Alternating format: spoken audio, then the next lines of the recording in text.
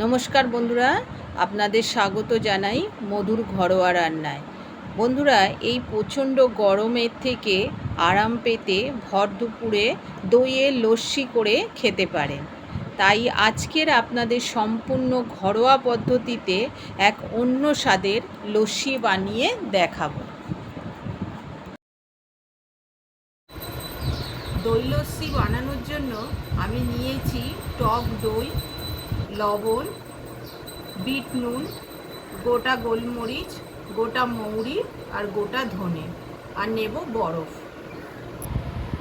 এবার আমি একটা ভাজা মশলা বানিয়ে নেব গোলমরিচ আর গোটা ধনে আর গোটা মৌরি দিয়ে। কড়া গরম করতে দিয়েছিলাম, কড়া গরম হয়ে গেছে। এবার 1 চামচ মৌরি দেব, টেবিল চামচে,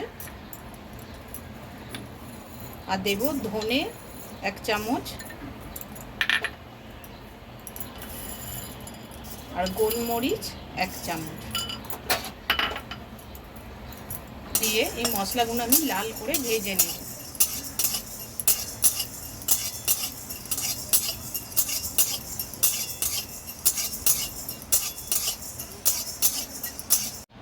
মশলাটা যখন এরকম লাল করে ভাজা হয়ে যাবে তখন একটা সুন্দর গন্ধ ছাড়বে। এবার আমি এই মশলাটা নামিয়ে নেব।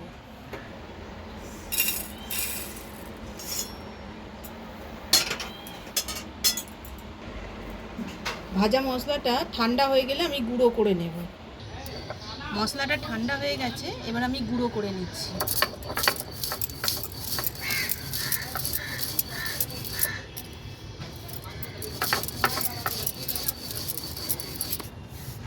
মশলাটা একদম মিহি করে গুঁড়ো করে নিয়েছি।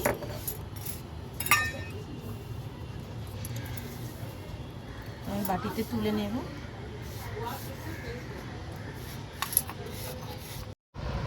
দইটা ফেটানোর জন্য আমি একটা হাঁড়ি নিয়েছি আর একটা ডাল কাটা নিয়েছি। আপনারা একটা বাটিও নিতে পারেন আর চামচেও গুলিয়ে নিতে পারেন। আমি দইটা ঢেলে দিলাম হাঁড়ির মধ্যে। আমি 200 গ্রাম দই নিয়েছি। এবার এর মধ্যে 1 গ্লাস জল দিলাম।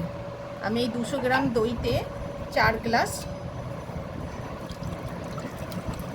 লস্যি বানাবো।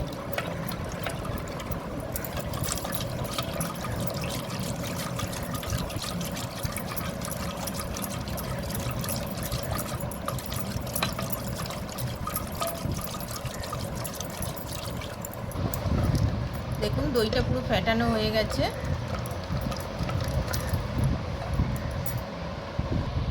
এবার আমি মেপে জলটা দিয়ে দেব 4 গ্লাস। আমি এবার দেব চিনি। 1 গ্লাসের জন্য 1 চামচ করে চিনি দিচ্ছি। 3, 4।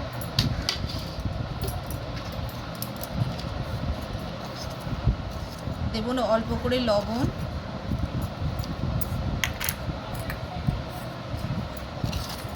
আর দেব বিট নুন। বিট নুনটা বেশ স্বাদ আনবে ভালো।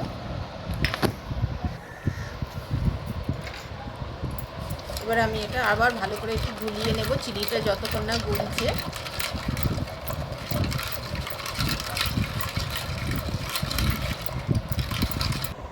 চিনিটা গোলা হয়ে গেছে, এবার আমি গ্লাসে ঢেলে নেব।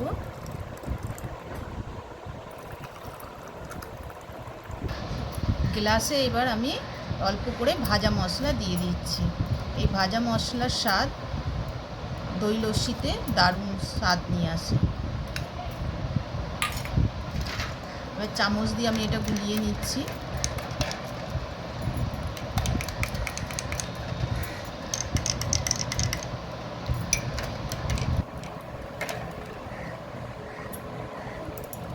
এবার এর মধ্যে দিয়ে দেবো 1 টুকরো করে বরফ। আপনারা যদি বেশি ঠান্ডা খেতে চান তাহলে 2 টুকরোও দিয়ে দেবেন।